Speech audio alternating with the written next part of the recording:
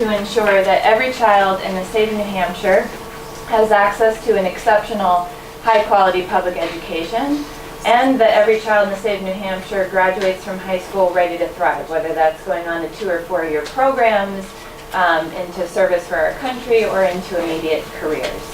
So to advance our mission, we engage in a number of initiatives that fall into 2 categories. One of them is providing policy supports around key, timely legislative and other types of policy issues. So we provide accessible materials, original research. We share that with the public through information sessions such as this, through town halls, webinars, and podcasts. And our second body of work really focuses on supporting the innovations underway in our public school classrooms. As many of you know, New Hampshire is leading the nation in the K-12 public education policy space. And a lot of that is a reflection of our shift towards student-centered, competency-based education. So we do a lot of proactive public engagement in that space, trying to build public understanding of what those innovations look like and why they're so important for positive student outcomes. So today, we come together as part of that first body of work around policy supports. We're going to walk you through Senate Bill 193, the Education Freedom Savings Account legislation. I want to note for you today that we're going to do a plain text reading of the bill. So we're going to tell you what the language of the bill means. And where relevant, we will walk you through some of our modeling to look at some of the potential financial implications. We are not here to take a position on this legislation. We leave that to you, our members of the audience, and the public. My colleague Dan Vallone is going to walk through the analysis. It's going to take about 30 minutes. We will pass out note cards here so that you can take down questions as we go through the analysis. We're setting aside a good 20 minutes of this session for a question and answer period. And our hope today is that we're going to provide you with the information and supports you need to have a really rich dialogue around this legislation. And with that, I'm going to turn it over to my colleague, Dan. Thank you. Great. So first, wanted to reiterate saying thank you all for coming and joining us this morning. Really appreciate it, and I look forward to a great conversation. Second, each of you should have a folder. Inside the folder, we have 6 documents for you. On the right side of the folder, as you look at it, should be an executive summary of the presentation that we're going to walk through. The presentation is too large of a file, but we will be uploading it later today, so we provide the executive summary. There should be a spreadsheet that I will cover more in depth later on this morning that looks at 40 specific school districts in the state. And then a one-pager that has some useful links to go and check out afterwards for additional information. On the left side of your packet, as you look at it, there should be a large spreadsheet in very small font that shows 162 districts, the financial implications as per our model that we'll talk through later on. You should have a 2-page document that explains a little bit of how we built that model, some of the assumptions and inputs that we put into it. And then you should have a 1-page kind of year in review about Reaching Higher to just describe what it is we do in greater depth and give you some information about who we are as an organization. And just to remind everyone, we will be posting all of this online. We are also recording this, so we'll have a record of the questions, and we look forward to responding to as many questions as we can this morning. So with that, so Evelyn covered who we are, Reaching Higher, New Hampshire Public Education Policy Resource. So just to kick things off, just 3 key terms that I'm just going to kind of define up front because we're going to reference them a lot in the presentation. The first is the federal poverty level, FPL. This is a guideline set out by the Federal Department of Health and Human Services that essentially delineate poverty in our country, and they assign values as the level. So for a family of 4, it's $24,600 for 2017, and they adjust it on an annual basis. We have free and reduced price lunch, which probably everyone in the room is familiar with that. That is a federal program to provide free or reduced price meals to students. This is relevant because the eligibility criteria for free and reduced price lunch includes things like SNAP or TANF, which are federal programs, but also basically it is allocated for students whose families earn less than 185% of the federal poverty level. So it is a proxy for lower income families that we're going to reference later on in the day. And an individualized education program, or an IEP. again, probably many in the audience are very familiar with an IEP, but this is a key document when it comes to special education, as provided by the Federal Individuals with Disabilities Education Act, and it delineates and explains key components of the child's education, including their current level of achievement, their goals, specific supports and services districts will provide to those students, and accommodations that will be made for such things as assessments. And IEPs are evaluated on an annual basis by an IEP team. And I know Evelyn said this, but we will reserve time at the end for questions. We're going to cover a lot. It is a highly consequential bill. I imagine people have questions. If we could hold them to the end, and we'll do our best to address every question. Okay. So the basics of SB 193 remain the same. The bill was introduced in the 2017 session, and it establishes a statewide education freedom savings account program. Hereafter, we'll refer to that as a voucher program simply because it refers to the portability of public dollars to go to private and other educational providers.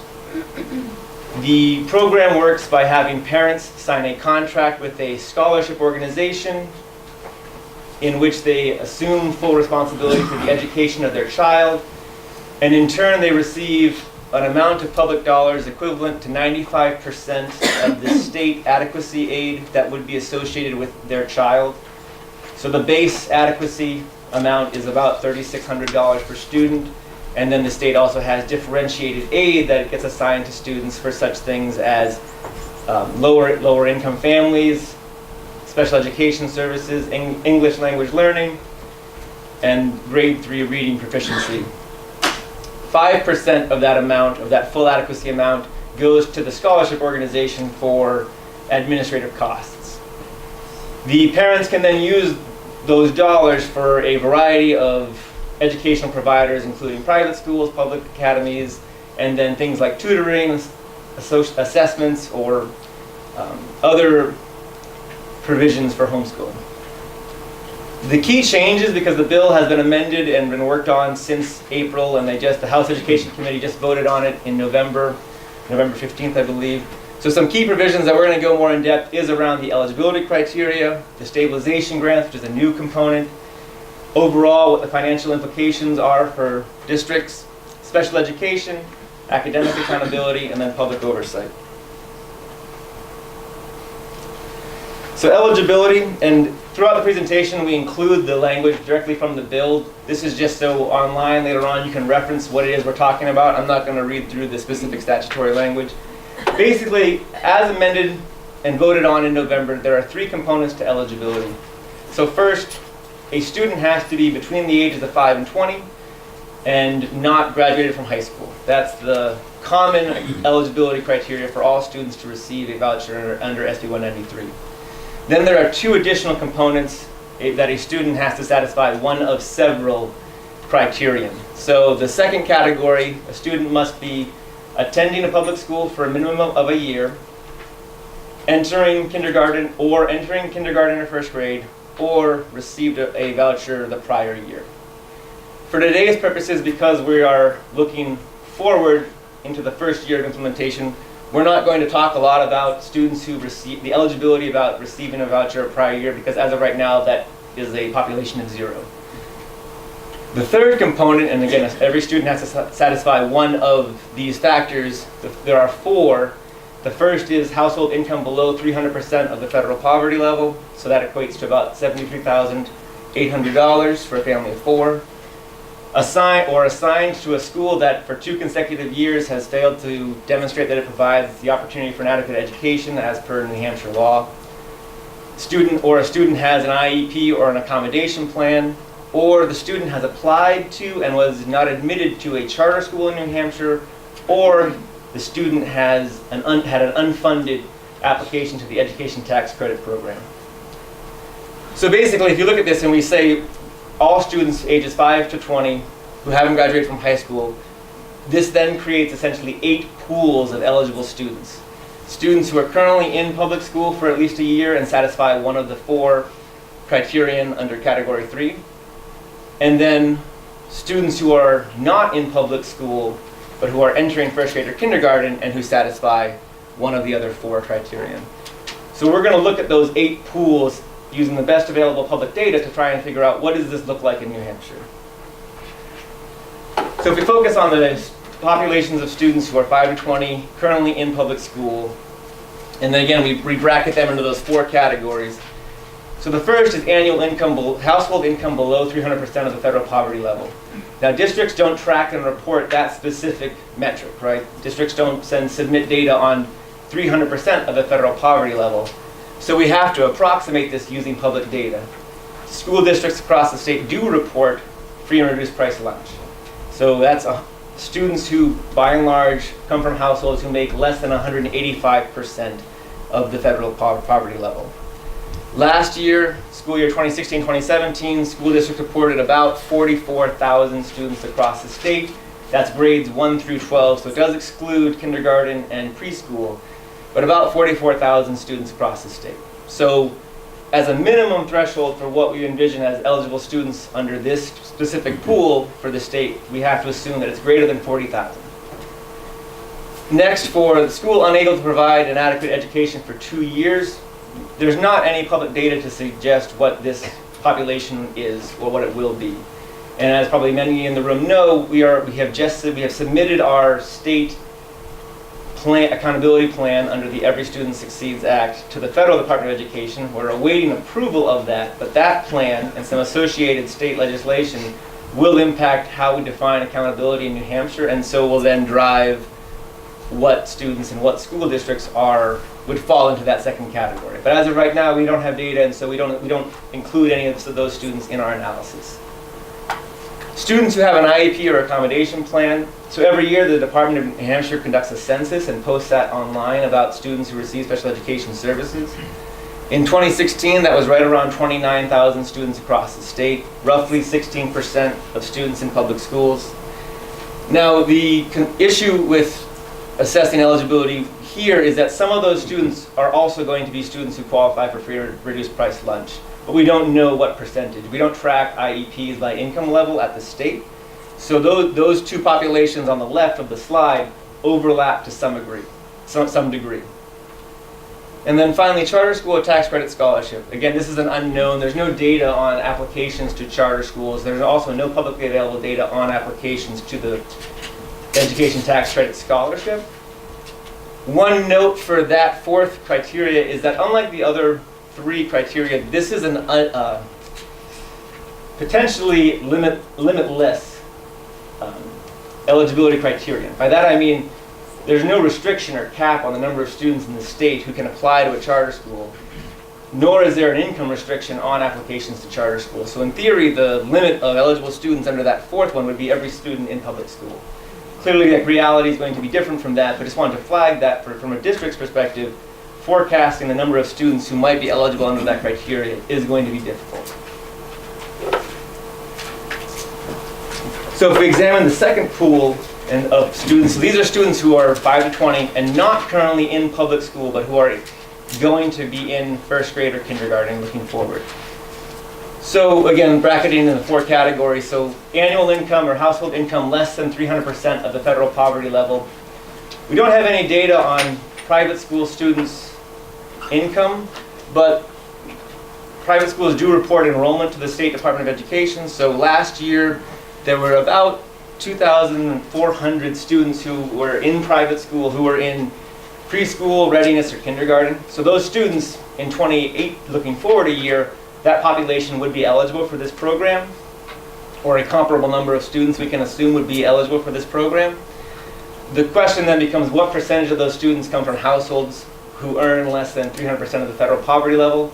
We don't have data to find a hard number, so later on we'll talk about assumptions that we make to try and model out what that financial impact will be.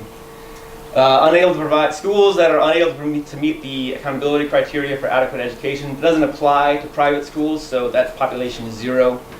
IEP or accommodation plan.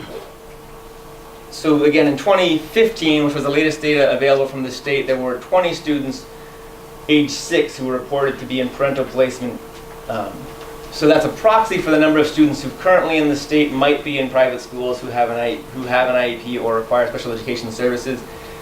We have a kind of an approximate number because that data is not as reliable, I would say, as the other enrollment and free and reduced price lunch population data that we have. And then charter school tax credit scholarship, again, kind of an unknown because there's no data to provide information on that. So now in the next few slides, we kind of break this out graphically to say, what does this look like in New Hampshire? So what this slide shows is the number of students eligible for SB 193 using only free and reduced price lunch eligibility as the proxy. So again, because that's the only really reliable data that we have from the state on a school district level, this breaks out how many students per school would be eligible, because they are free and reduced price lunch eligible. And what this shows basically is, all of New Hampshire cities or large school districts are going to have large eligible populations of students. So, Manchester on the far left, there's one district where over 5,000 students are likely going to be eligible for this program. There's 6 between 1,000 and 5,000, 17 between 500 and 1,000 students. And then we get that large bulge where, many school districts, not a majority, but many, are going to have somewhere between 100 and 500 students. And then many other districts, the 54, which is that far right bar, are going to have less than 50. And this kind of just represents New Hampshire's schools in a snapshot where we have a lot of small schools, that's on the far right. We also have a fair number of schools that don't serve a high percentage of students who are free and reduced price lunch eligible. So that's that kind of far right part of the graph. And then we have a lot of those mid-tier schools that are serving 30 to 40% free and reduced price lunch and have a population between 100 and 800 students. The top 10 districts are listed on the right, and they kind of correspond to overall enrollment. So in this graph, what we looked at here was, now we said, okay, taking that same population of students, looking at free and reduced price lunch eligibility across the state, where are the students in terms of equalized valuation per pupil? Because obviously education funding in New Hampshire is 70% local taxes, so equalized valuation is a significant consideration when we talk about financial implications. And so what we found when we did our analysis using 2015 values for equalized valuation per pupil by district, over 70% of the students who will likely be eligible for this program attend schools in communities who are at or below the state median for equalized valuation per pupil. So only about 24% of students who will likely be eligible attend schools that are in communities that are relatively property affluent. And the graph on the left says the same thing, it just shows on the bottom the percentage of the state median in terms of equalized valuation per pupil, and then the number of eligible students on the y-axis. And so all that shows, again, is the concentration of students in communities that are relatively property poor. The reason we highlight this is obviously lower equalized valuation per pupil means higher impact on local taxes if a district wants to accommodate for any loss in state aid.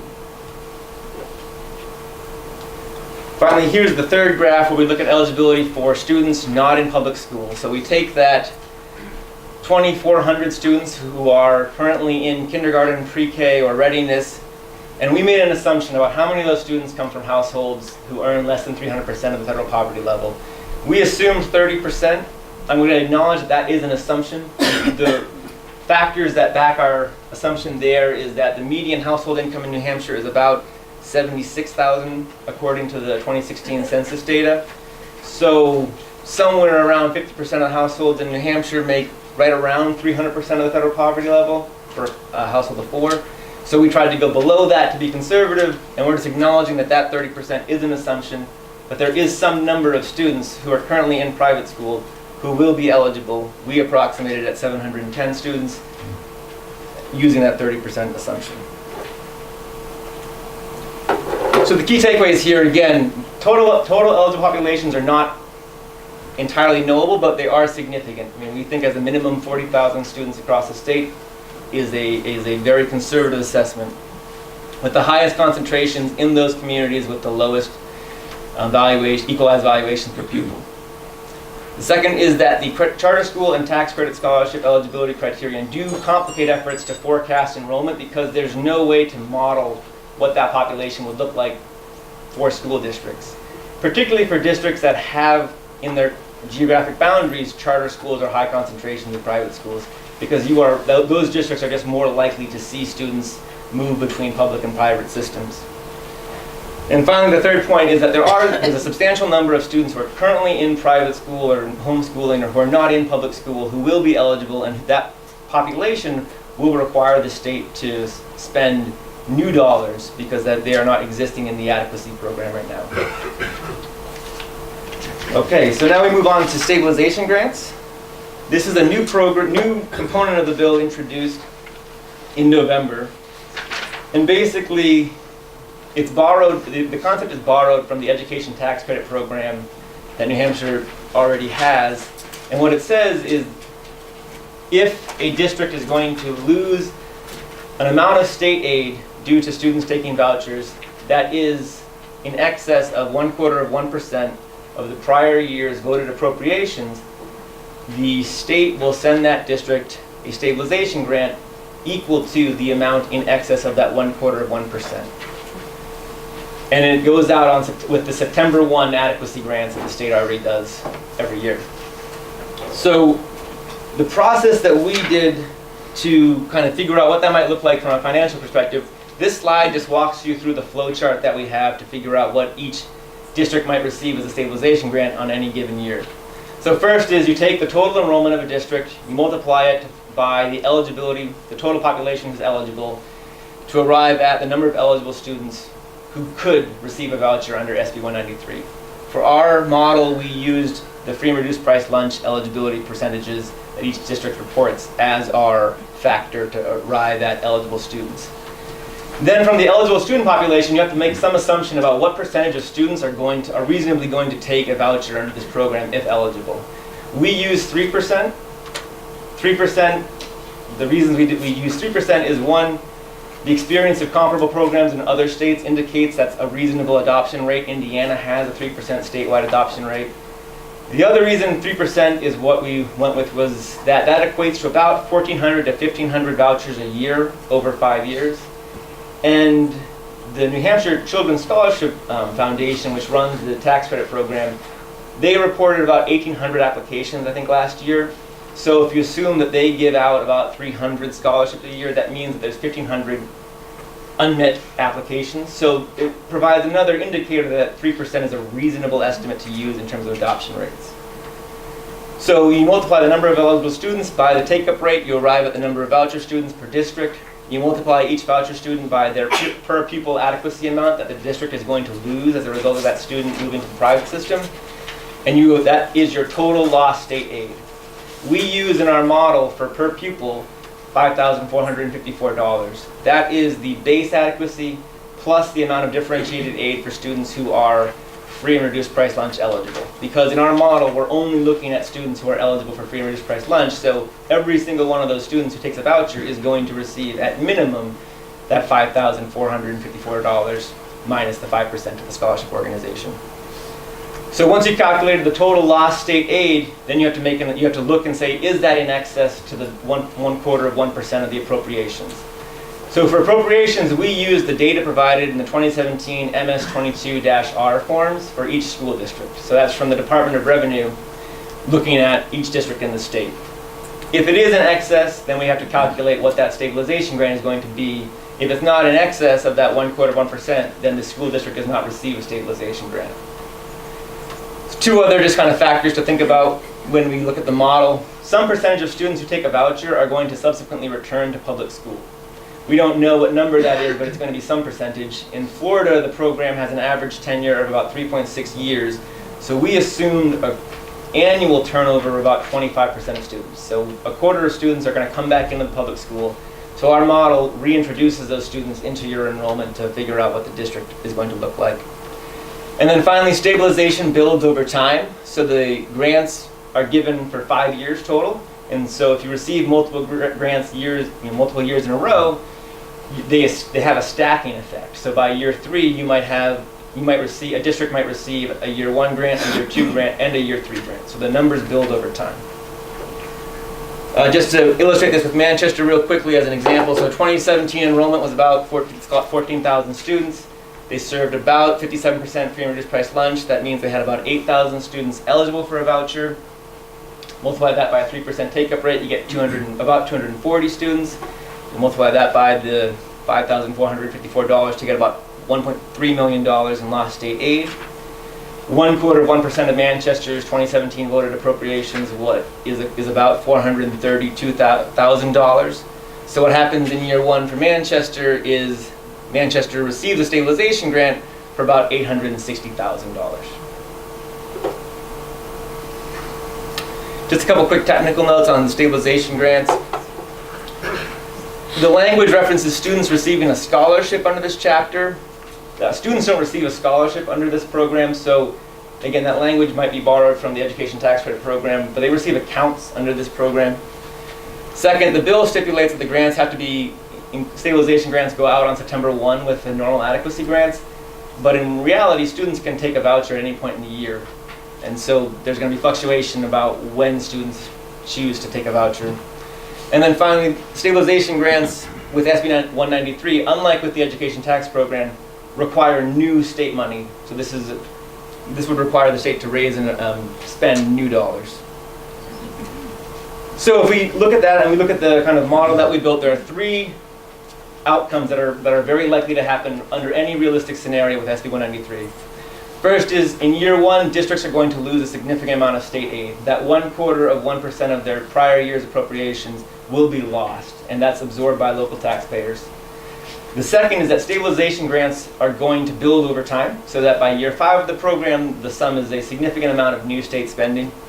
And then finally, there is some amount of new state spending that will need to go to those students who are currently not in public school, but who will receive public dollars under this program. So this just reiterates all of the assumptions that I just talked about, so I'm not going to spend time on this slide, but this underscores kind of how we built our model and why we used the assumptions that we did. Just so for everyone's clarification, for enrollment, we took the 2016-2017 enrollment data and then we projected out 5 years, adjusting it each year by a growth or decline factor that takes into consideration the last 3 years changes of enrollment. And then for free and reduced price lunch, we took the median of the last 3 years. So we tried to approximate what we realistically think will be likely going forward. In the model, we do hold for the budget, the appropriations each year, because the model does 5 years. We only use the 2017 figures because that's the most available data, and we don't think it's reasonable to project changes in local school district budgets or their appropriations because those are subject to such local considerations. I would note, though, that in the model and in reality, the largest drivers of financial implications are the number of students that take a voucher. So the appropriations, any changes in appropriations going forward, within reason, will actually have a relatively minimal impact on the outcomes that we're going to talk about, because it's, at the end of the day, the number of students that take a voucher multiplied by the adequacy aid is going to create some pool of lost state aid. And that pool is then divided, either the local taxpayers absorb it or the state provides a stabilization grant. The total pool of dollars remains the same. So changes in appropriations just changes whether local tax, if appropriations go up, for instance, that means that 1/4% will increase over time. So local taxpayers will absorb a higher amount of the lost state aid. If appropriations were to go down over time, stabilization grants would then go up. So the pool of dollars lost remains contingent upon only the number of students that take vouchers and that per pupil aid. Okay, and so now we're going to walk through some quick graphs that just underscore. So in that year one, if you factor, even accounting for stabilization grants, we project that school districts will lose about $5.8 million across 162 school districts. And that again is just essentially adding up that 1/4% across the state. And then we show that the bill will have a more discernible impact on large school districts serving a higher number of students from lower income families. Again, that's a function of the eligibility criteria. And if you look at the top 20, it kind of intuitively makes sense that the cities would have those with the largest appropriations see the largest loss. But then you also have smaller school districts that are serving higher concentrations of students from lower income families that are also going to experience that loss, a greater percentage loss relative to more affluent communities. This is in your packet, so I'm not gonna, it's also very hard to read. Basically what this slide shows is we also wanted to see, well, let's assume that it's not 3% of students that take up vouchers across the state. What is the take-up rate necessary for districts to lose that full 1/4%? And what we found was that it's For Manchester, for example, it's about 1% of students. So if just 80 students in Manchester decide to take a voucher, that Manchester is going to be out about $430,000 in state aid. Similarly, Nashua, it's about 1.6%. So what this slide shows is 40 school districts that will lose that 1/4% of their appropriations at adoption rates much lower than 3%. Stabilization over time, and then what this slide shows is this just kind of graphically displays that stacking effect of stabilization grants. So if we assume a 3% take-up rate every year for 5 years, year 1, the stabilization grants the state has to provide about $2.2 million, but by year 5, because the grants stack, it's about $10 million. The total amount of spending that we project the state will need to make is about $31 million over that 5-year period. And then private school, we projected $2.7 million, and that just takes that 710 students that we displayed earlier, multiplies it by the per pupil adequacy amount of $3,636 to arrive at that figure. And for that one, we used the lower base amount of adequacy because not all of these students are going to be eligible for free and reduced price lunch, but they're all going to be under 300% federal poverty level. So we went with the conservative figure to say, let's assume all of these students come from families that make 250% of the federal poverty level. They're only going to get that $3,600, so that's how we get to the $2.6 million total annual spend for the state. So just wrapping up on the key takeaways for financial implications, again, year 1, $5.8 million loss across the state for school districts. Stabilization grants, we project $2.2 million of new state spending in year 1, $10.1 million of new state spending in year 5, and then about $2.6 million of new state spending every year for students who are currently not in public school. So the next big component of the bill that we want to walk through is special education. And again, here's the legislative language. Basically, the bill says this constitutes parental placement under IDEA. And so just to dive into the basics of special education, so every public school district in the state and under IDEA is responsible for conducting child find. And now we're talking about Part B of IDEA, which deals with students aged 3 to 21. But basically, child find says the school district has to go out into its geographic boundary and identify all students who may be eligible for special education services. And that's students who are in private school, public school, homeschooling, all students. So there's a lot of consultation in this process of trying to identify students who might not be in the public school. If a student receives an evaluation, is determined to have a disability, then we have those two brackets which says if the student attends public school, on the left, here is what that experience is like for that student. If a parent decides to place that student into private school in what's called parental placement, we have what that experience is like on the right. And I'll just note that for parental placement in this context means when FAPE is not a consideration. So FAPE means the right to a free, appropriate public education. And under IDEA, every student has that right in public school. And in situations when a public school is found to be failing to deliver FAPE, a student can be placed in private school, and the school district, the public school district still provides all of the supports and services. We're talking about parental placement when FAPE is not a consideration. So the rules under IDEA and state law are very different. This is a quick summary, but in public school, a special education student has an IEP. In parental placement, they have a service plan. In public school, they have IDEA protections, which include FAPE, the right to education in the least restrictive environment, a 10-day rule, and a due process system. In parental placement, none of those protections apply. In public school, there are also additional New Hampshire special education rules that go further in adding protections and specific language about timelines and responsibilities. Those rules don't apply to parental placement. And then finally, under public school system, special education is delivered in an individualized fashion as per an IEP. In parental placement, it's what's called equitable services, which is basically a proportional participation in in special education services. So we're going to break those down a little bit more in depth. So public school versus parental placement and private school on the right. So these are just the major differences that a student and a family would experience. So responsible school district. In public school, it is the local student's local school, so the school that they attend. In parental placement, the responsible school district is actually the public school district located next to the private school. So you can have a shift in districts.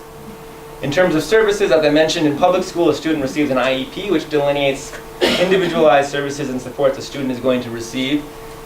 In parental placement, it's a services plan, which a service plan is, every student has their own service plan, but what it says is that these are services that a school district must make available.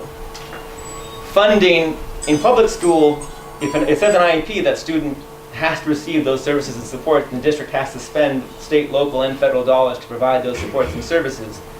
In parental placement, it's what's called equitable services. So basically, every school district has to spend a proportion of its federal IDEA subgrant on students who are parentally placed. That the proportion of funding that they have to spend matches the ratio of the number of students with a disability who are parentally placed relative to the total number of students with disabilities. So basically, if the school district serves 100 students with disabilities, 10 of whom are in private school parentally placed, the school district has to spend 10% of its IDEA subgrant providing services to those students. Once that 10% is exhausted, it has no obligation to do anything beyond that. And then just enumerating the IDEA protections, FAPE, least restrictive environment, 10-day rule, due process rights, and then underscoring how in statute and regulations, none of those protections exist, with the exception of child fine. Students in parental placement do have, and students in private schools have a right to appeal if they feel like the school district did not decide to evaluate the student. So the key takeaways is that SB 193 requires students to waive their rights under IDEA and other federal laws.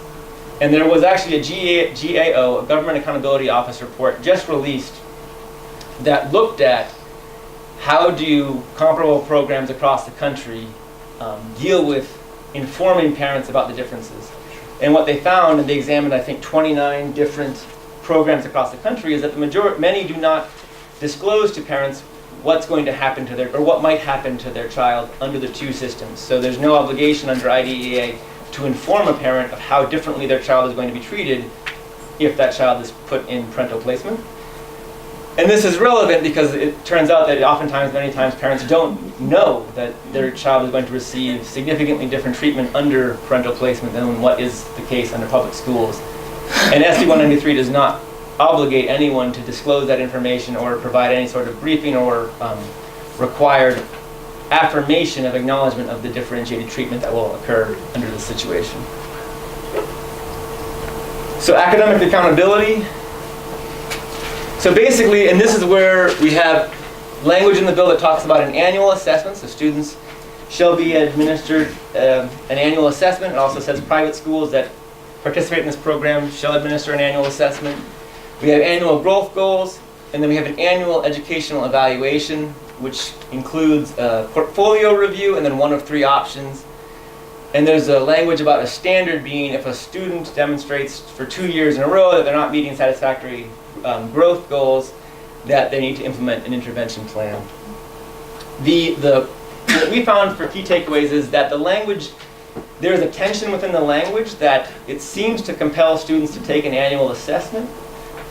But then there is also language in the bill that seems to suggest accountability is satisfied if a student conducts a portfolio review and one other measurement tool that is developed between the parents and the Commissioner of Education, a private school principal, or the local superintendent.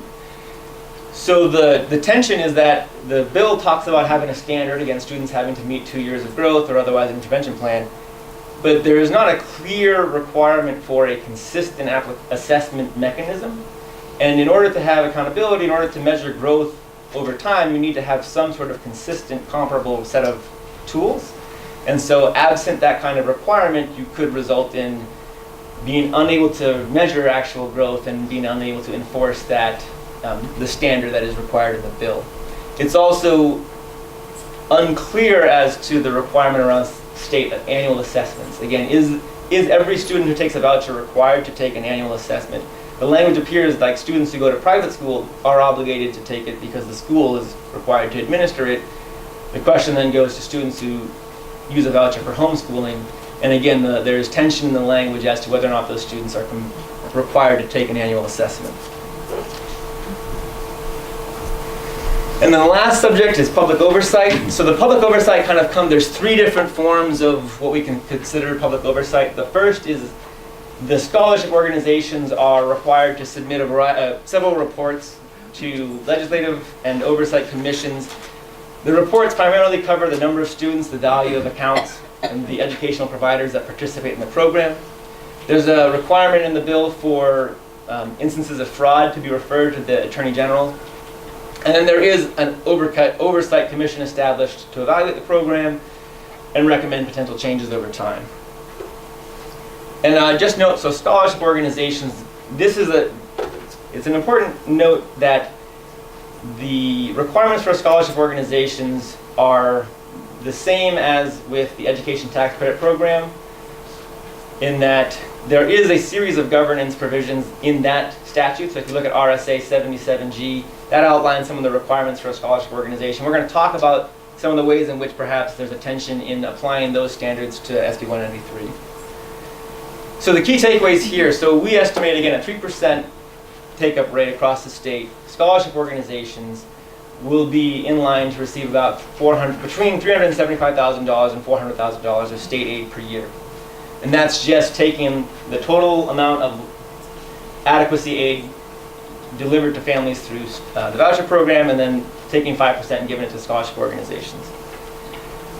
Also noted that the bill does not prohibit or stipulate the number of scholarship organizations. Currently, New Hampshire has one administering the Education Tax Credit Program, but you could have multiple scholarship organizations, and that's the case in other states that have scholarship organizations administer these programs. Second note is that the Oversight Commission includes on it the administrator or chief executive officer of the scholarship organization, which again might impact how that commission evaluates what it is they are most evaluating and scrutinizing in terms of their purview. And then there's not an explicit prohibition in SB 193 for board members or staff of scholarship organizations to not have some sort of financial interest in educational providers that will be newly eligible for public dollars under SB 193. So RSA 77G5 does say that scholarship organizations can't have an owner or operator who owns or operates a private school that participates in the Education Tax Credit Program. That is still true under SB 193, but SB 193 does not carry forward any kind of corresponding prohibition to the newly eligible entities that include private schools that don't participate in the Education Tax Credit Program, tutoring organizations, providers of educational technology like curriculum. So there's an array of newly eligible organizations that could receive public dollars under SB 193, and the governance provisions of the bill do not include a specific prohibition or restraint against some potential conflicts of interest. And then finally, I just want to draw attention to that there was a 2016 performance audit by the Arizona Auditor General on Arizona's Empowerment Scholarship Program, which is a fairly comparable program that state has been running since I think 2012. And what they recommend in that document is forward-looking risk-based financial oversight measures. So that means looking forward to try and prevent fraud or misspending. SB 193 relies heavily on kind of retrospective oversight measures, so looking back over a year and providing a report. And so there is a contrast in what is considered oversight and protection with SB 193 and what Arizona's IG recommends as strong oversight measures. So in conclusion, kind of next steps for SB 193. So it was voted up to pass as amended by the House Education Committee 10-9. It will now go to the full House of Representatives for a vote as early as the first session in January. We will be covering all education legislation, so you can follow along on our website and our notifications to see when that will happen. You can also check the House and Senate calendars. They post committee meetings and votes. And finally, we include in this and in some of the materials in your packet a link to the bill docket, which will also include updates on what next steps are. And so with that, I'm going to open it up for questions anyone might have. Yes? Dan, can you take us back to the slide where the stabilization grants stack? Yeah. And I want to be sure that I understand that correctly. say by the way they stack, is the state in essence overpaying by year 4 by stacking these grants, or is that still a one-to-one relationship in terms of where students do that? So, if I can understand your question, each year a district would receive a unique stabilization grant for that year that does directly match students. It will also receive, if it's within a 5-year time period, any prior year stabilization grants, in which case those grants will no longer, there is that, call it out of, I think, what language you use, but essentially those are still just from prior years students' vouchers. Is that? Yeah, I guess it's just a question of how long after the student leaves, can you say that the school's out the responsibility to teach them or expecting to have that state aid. And so the bill says current and next current fiscal year and next 4 fiscal years. So that this is what takes that language and puts it into a model to say by year 5, as it's structured in the bill, this is the most likely outcome using the set of assumptions that we built into our model. If the student comes back to the school, does that grant attached to the student go away? No. No, as currently structured, that stabilization grant goes out and then is kind of locked in for 5 years. Yes, Ken.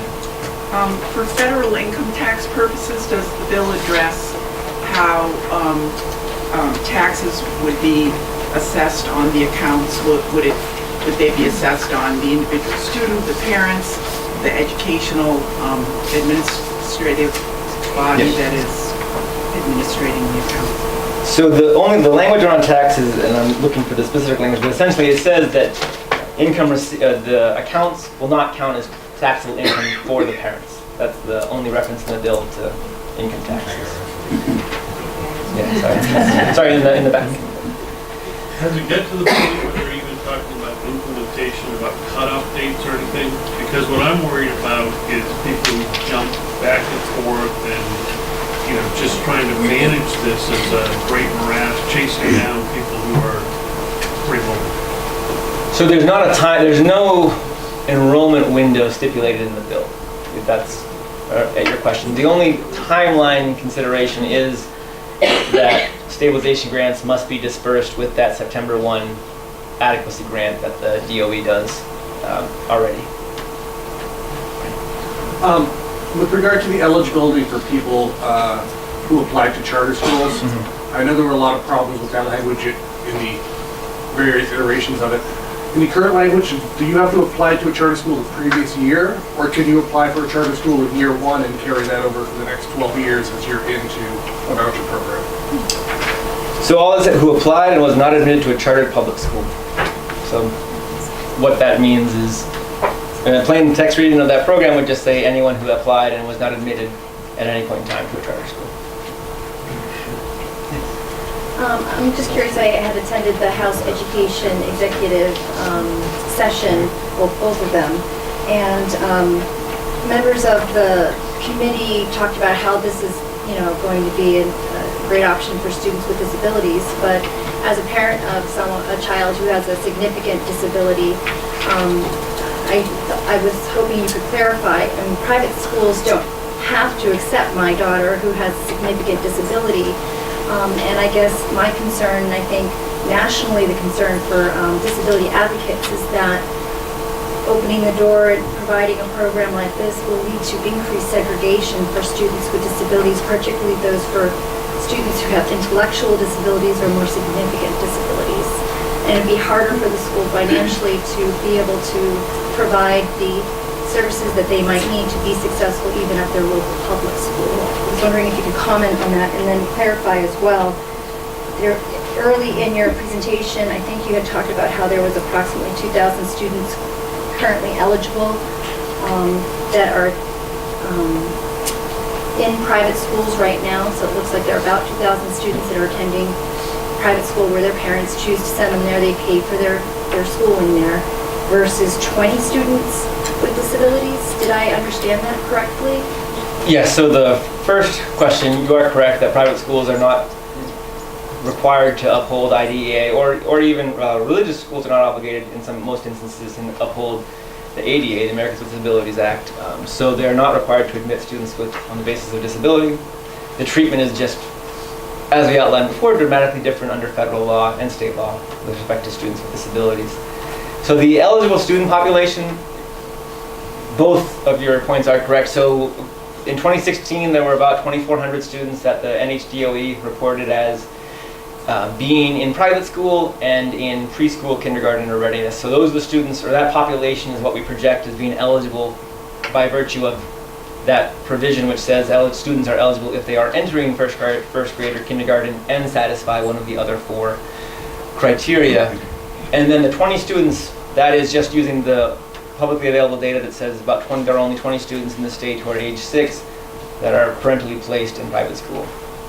So it's for a specific age. Yes, that was age 6. Yeah, because they're trying to get at that entering first grade or kindergarten population. So it's like 20 students to 2,000 students then? The 2,000 students, that's reference Yeah. to age 6 as well? The only caution out of the 20 comes from the number 20 comes out of 2015 data. The 2,400 comes out of 2016. So I don't want to necessarily assume that they are identical, but that's the ratio that you're talking about is correct. It's huge. Right. It's huge. Yeah. Sorry. So going off on that, wouldn't this bill be discriminatory in nature? Because students with disabilities really wouldn't have a choice to be able to go to a private school, and you're going to be accessing public funds to, provide this voucher. And so shouldn't it be offered to students that experience disabilities, and if they require services to facilitate their ability to access the general curriculum at schools?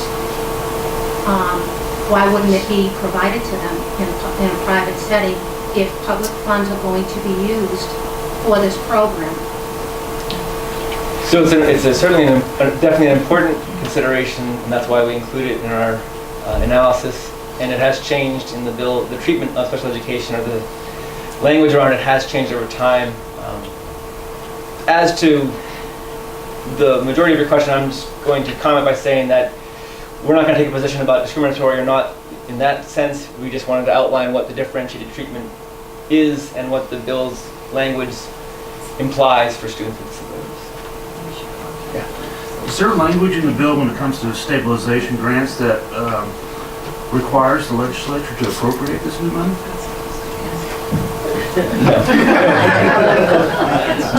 So, shorter answer on that one is no. Can you walk me through from the parent perspective? I would anticipate once a parent realizes that they can get that check in hand, giving a call and saying, I'm pulling my student to homeschool knowing that I can get those money. What does the parent have to do? Because those questions will come across. So can you walk me through logistically what that looks like? Yep. Yes. No, it's a great question. So basically, the Threshold Act is this: the parent has to sign a contract with a scholarship organization where they agree to withdraw their student from public school, and the parent agrees to provide for the education of that student. The parent is then obligated to submit, documentation to the scholarship organization with respect to how they spend those dollars. So that might involve documentation that comes from a private school, that might involve receipts or documentation that comes from the purchasing of tutoring or other kind of educational programs like curriculum. And then the parent is obligated to work with a variety of actors. Could be a local non-public principal, could be the Commissioner of Education, could be the local superintendent, to develop student academic growth goals, and then to be a component of evaluating the success or lack of success on those growth goals. But in terms of like material obligations for parents, it is primarily around signing a contract and then submitting documentation to the scholarship organization. The scholarship organization is then the kind of the nexus between state, district, parents, students. So on the one slide under parental placement, it looked as though the responsibility shifted from the student's home district to the district of the school. Is that true? Yeah, so In parental placement, it is a responsibility of the public school that within whose geographic boundaries a private school falls. So if like a student from Manchester were to take a voucher and come to a private school in Concord, Concord would be the school district that then provides So there special will be a educational services. significant burden on the districts where there are private schools to absorb these students, because there's a limited number of private schools in New Hampshire, and they tend to be clustered in urban areas, so that's really a double hit on those urban districts. So we couldn't, it's an important point because we couldn't model that because it's hard, there's no data to support kind of to differentiate or delineate students with special education, who receive special education services from students who are eligible by virtue of household income. But we do note that school districts situated in close proximity to charter schools and private schools, the challenges for forecasting enrollment and provision of services is going to be significantly magnified relative to school districts that are not in that kind of situation because of that exact point and just the availability function. Yes. The way eligibility is written, it said something about attending a New Hampshire public school for at least a year. So if you're from out of state, when you come in, you would have to go to a public school for a year in order to be eligible for that? You'd also need to be a New Hampshire resident. Yep. Right, so Yep. yeah, you moved to this state, you couldn't just jump in. Right, correct. You need to be there for at least a year and a New Hampshire resident. In the back? So to be clear, on the issue of the child fine issue, those evaluations run anywhere from $3,500 to $10,000. If I have 25 new students go into Manchester, Manchester is then responsible for paying for that child fine, not the sending school district, correct? That's correct. That's an additional fee for that school district that has no idea what that cost might be in their budget. Well, so the local school district is obligated to conduct child fine for all students in its geographic footprint. And also to be clear, schools that are eligible, non-public schools that are eligible, are not restricted to New Hampshire or non-sectarian, is that? So it is true it's non-sectarian. As to New Hampshire, I mean, it has to be approved for attendance by the New Hampshire Department of Education or recognized. So I think it primarily is restricted to New Hampshire non-public schools, but there is no restriction on religious schools. The Arizona performance audit, did they find anything wrong with some of the accounts? They did. So they found about $100,000 of misspent money in a 6-month period. And so we include the link because it actually is a very useful document to review. Arizona's program has been implemented for a number of years. And it is different from 193 in some accounts, but very similar in a lot of others. And so Arizona has fairly strict oversight measures relative to SB 193. So Arizona stipulates that you have to use a debit card and that you can't cash out, for example, on that debit card. Like, that's not something that's actually in 193, but Arizona includes because it has, over time, they note that they have observed they need to be more stringent and proactive in preventing misspending or fraud. And also just one other interesting note from the performance audit is there is a category of activity that's not fraud nor approved spending. It's just someone makes a mistake and spends money on something that is not actually an approved expenditure, but isn't, the individual or family is not trying to willfully defraud taxpayers, they just make a mistake. 193 doesn't recognize that category of activity, and it doesn't delineate a set of activities such as requiring parents to repay those funds. So it's an interesting document to read from that perspective. I just wanted to follow up on the special education. So if a district has a private school, it's on that district to identify any kids who might need special services. But these kids who are parentally placed, they only have to spend a percentage of their grant on that. Yes, yeah, exactly. So the local school district has to go through that child fine process every year. And there's language and regulations from the federal government talking about what does consultation mean, because you have to talk to private schools, you have to talk to kind of community service agencies, students who are challenged with respect to housing. So they work with a variety of agencies to identify that total pool of populations of students who are eligible for an evaluation. Then they make a decision about evaluating students. And then the ratio that they have to spend of the district's federal grant is the ratio of parentally placed students basically divided by the total number of students with disabilities. Does the, what is the maximum amount granted for homeschoolers? And does the state have any way to track how many homeschoolers there are in New Hampshire? So I'm going to answer the second part of that question first. So there's data, I would say that there, as of right now, we excluded homeschooling students from our analysis because we didn't feel the data was strong enough to rely on to make a projection because how we track and report students who are homeschooling has changed over time. And I think the most recent data is really only from 2013, 2014, and there's jumps in the numbers and spikes that just suggest we're not at a point where we can make a smooth projection. So the answer to the second part is no. The first part is, I believe that the student who uses a voucher for homeschooling for this program is entitled to the same amounts. The per pupil adequacy, 95% of that student's adequacy grant. So 3,600 plus differentiated aid. So it's up from the 900 it was in the previous iteration. So the education tax credit program has language around homeschooling that sets an average amount that homeschooling grants have to, or scholarships have to be. So I think I would need to look up and get back to you about what that number is. Under this bill, the student would receive the same as any other student signed up for a contract.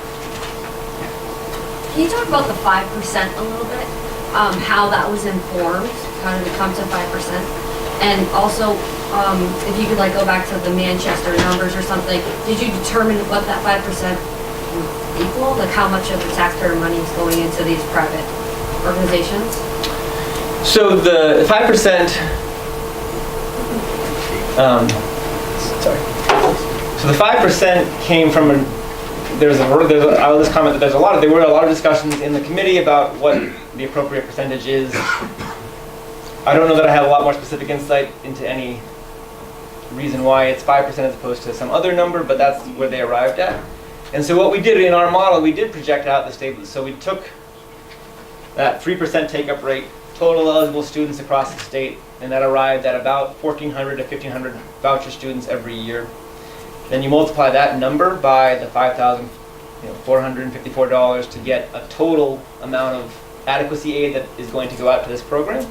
And then you multiply that number by 0.05, and we got basically it's anywhere between $375,000 and $400,000 each year, based upon the number of students who take a voucher. And that number is, again, like a minimal number because we're excluding from our model students whose families earn more than 185% of the federal poverty level, but less than 300%. We exclude from our model students who've applied to and were not admitted to charter schools. So I would encourage everyone to think of our model as a reasonable minimal estimate projected over time.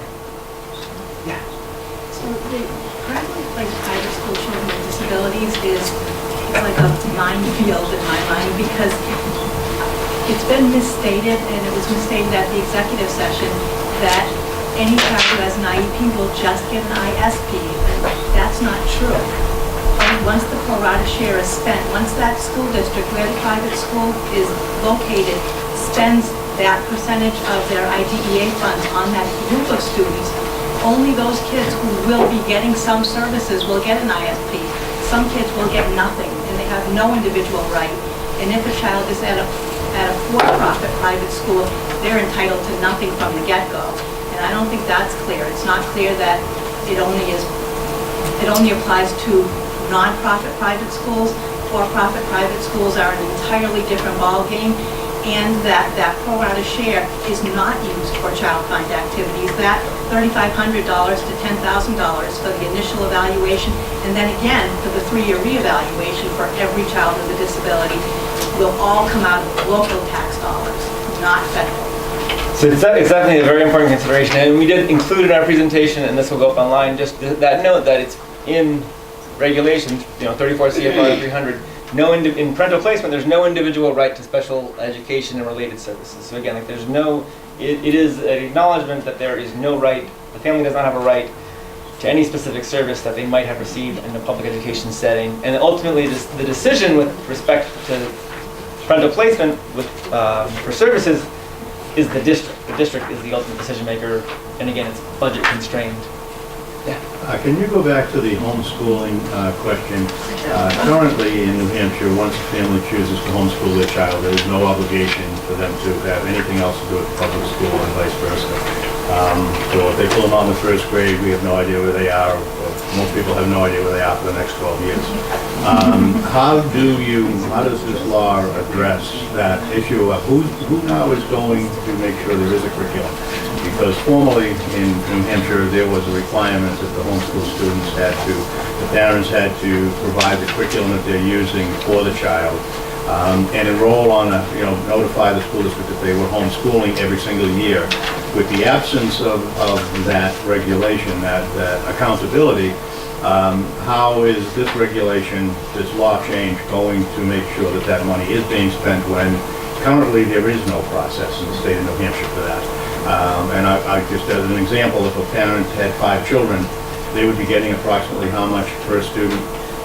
Yeah, $5,500. $5,500, so about $28,000, give or take some, to just keep their children home and not really have to respond to anybody as to how they're doing that. So I'm curious about the long-term look at the accountability for these organizations that are making sure that money is actually going to be spent on the education of the child as opposed to the mortgage. So the bill does have the parents, part of the contract is they are assuming explicitly accountability for their students' education. So that is in the law, in the bill very clearly in multiple clauses and provisions.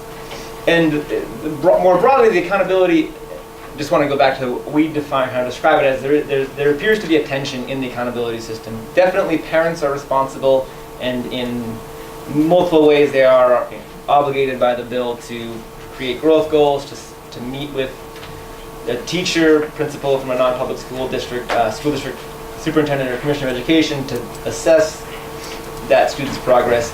But it is unclear with respect to, for instance, that annual assessment and what data is shared with districts as students migrate between systems. A lot would fall on the scholarship organization to manage the transfer and notification, and otherwise a lot of what is done right now, well, I have to say, they are the nexus. Null and void the accountability piece with the school? Does the school, if this passes, does the school now assume some responsibility? Could you refer to the principal or the superintendent or the commissioner? I think there needs to be some clarity on that, because right now it's totally opposite, polarized from the reality of what goes on. It's a whole new area that just doesn't seem to address it even remotely. It's hard. I just note that we definitely model out or assessed. We read it as saying that there is a tension, and there are some points that could complicate efforts, particularly where you see large numbers of students taking this process. Yes. My question is, for students, I anticipate a fair number of students migrating to a greener pasture of this, but then, say, 3 to 6 months later going, wait a minute, I'm coming back. What are the controls around average daily membership for a student that may only enroll in a voucher private school or homeschool program for a matter of days, weeks, or months? Because we currently experience that with homeschooling or charter schools. So the allocation of the money to parents does go out with adequacy. So a family does not get the lump sum up front. They receive it proportional throughout the year. So if the student were to choose this option and then come back 6 months later, they would probably have only received half of it. And so the district should pick it up and receive the back half if they come back in. There is, again, within the bill, some of that, what we might call just coordinated activities, are not fully developed as to make sure that there's a notification process for students who maneuver across the systems, because that is, and the experience of other states is where we might look at and say, what is it like when students move across systems, and how have they dealt with this transfer of records, of funds, of accountability and responsibility.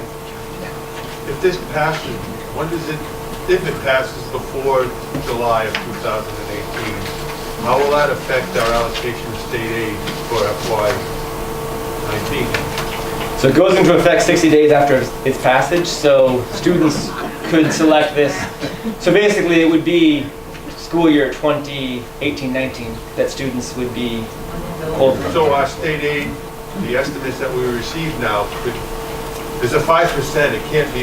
Right, there is, so what, just to back up, so the state law requires, so the state law obligates the Department of Education to provide what's called, I think they call it an estimate, more than a year out to a fiscal year. So the department just published their FY19 estimates for each municipality based on their average daily membership. And state law says that that is, at minimum, the ultimate amount of money that the district has to get can be no less than 95% of that estimate. So for year one of this bill, if it were to be enacted, you would have that 95% hold harmless as a provision. You'd likely also have, the numbers would be very messy for the first 2 years, right? Because the estimate's going to come out in November, this bill will be implemented in August, so. 5% to $500,000. Yeah. Sort of in that same vein, I'm looking at the stabilization grants and wondering, for the community, say the 30-some communities that don't receive the former donor towns, right, would they be eligible for the stabilization grant that if you went past the 1/4%, or would they just be out the money? So it's a great, it's a very interesting point to raise. There are a number of I communities. represent 4 of them, Yes, so I'm very right. interested. So there's a number of towns that, right, New Hampshire, part of our state adequacy, how we fund education, about 1/3 of the state's funding is what's considered, what is SWEP, statewide education property tax. And so, let's take Newington. Newington, it's swept more than covers what the state calculates as the cost for an opportunity of adequate education. So Newington doesn't receive any truly state dollars. Its state grant is entirely local tax dollars. So the bill has language that says the voucher amount will be an amount equivalent to. So it does not say that it's actual adequacy dollars. So there's several ways that could happen. One would be the state would then need to raise new money to provide for this from the general fund, a specific kind of voucher appropriation. Or you could imagine some sort of transfer. But in any way that it gets cut, you still have a situation where you might have these communities having local tax dollars go out of the community without a local bill. Because that SWEPT covers the entirety of their costs, it's only local taxpayer dollars. And whether or not they would be entitled to a stabilization grant would be an interesting question. I mean, I think in theory, yes, because SWEPT is considered part of the adequate education grant. So if they had enough students enroll in this program, you would still satisfy that process. In theory. Yes, in the middle. Does this bill require all students who choose to homeschool to apply to this? No. So they can still homeschool with no accountability, correct? So there's no obligation. The bill has no compulsory provision whatsoever. Like no one is obligated to sign up. No one is obligated to uptake this. The bill has a sunset provision, right, 5 years. And I was just wondering, and some people I've spoken, some representatives I've spoken to have said this is an interesting experiment. Let's just try it, see what happens. But it doesn't, I'm wondering if there's enough data being collected during the 5 years, if this passes, that we could look back and say whether it was good or bad. And I wonder, because you'll probably be doing that.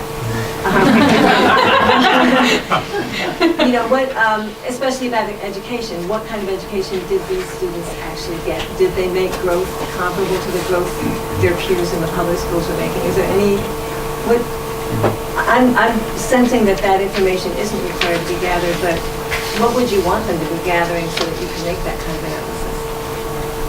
So a lot would depend on the Oversight Commission and the scholarship organization to do that kind of function. Because embedded in the bill, as we outlined, the accountability provisions don't provide for a clear set of data that would be comparable to students who don't participate in this program. There are requirements to report to the Commissioner of Education data, but again, it's unclear what that data is. So having clarity around that data would then provide, again, there is some language in the bill that would seem to suggest students who take this would be required to take the statewide annual assessment that school districts administer grades 3 through 8 once in high school. That would provide comparable data that is consistent and able to be assessed over any time horizon. So. But they don't have to take that test. They can take a different standardized test or whatever the principal says they should. There's multiple lines of language which might indicate that is true. Yeah, I think we, Take maybe one more question. yeah, I'm sorry. So we do have cards everybody was given. If you want to write down any questions, we'll do our best to respond to you. And we'll do that in a public fashion Yeah. so that you all can see the responses. Yeah, and then yeah, Me?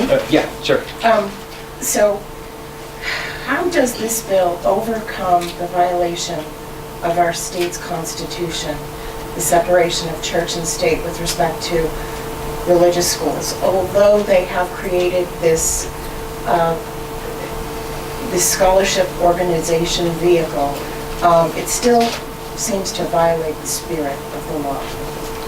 So certainly an important consideration is one that's outside the scope of our analysis, so we just don't include it in our information. It's a good question, though. Thank you. Thank you all again for coming. Very much appreciated. We look forward to continuing to engage with you on this.